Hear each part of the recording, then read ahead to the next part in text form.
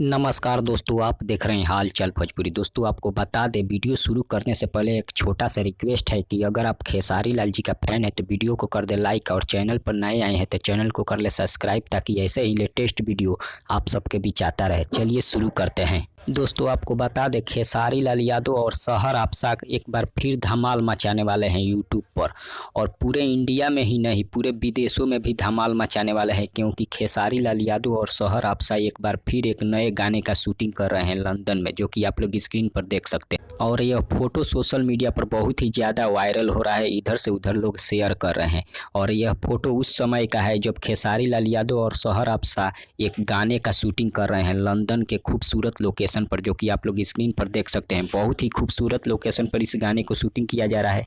फिलहाल गाने का बोल नहीं बताया गया है कि कौन सा गाने का शूटिंग किया जा रहा है, लेकिन यह गाना का शूटिंग किया जा रहा है, जो कि वीडियो गाना का, जो कि आप लोग देख सकते हैं। और यह गाना जब आएगा तो तहलका मचा देगा यूट्यूब पर, क्योंकि बहुत ही खूबसूरत लोकेशन पर इसे शूट किया जा रहा है। उम्मीद करता हूँ न्यूज़ आप लोगों को अच्छा लगा होगा। तब तक बने रहिए हमारे साथ, मिलते हैं अगले वीडियो में। धन्यवाद।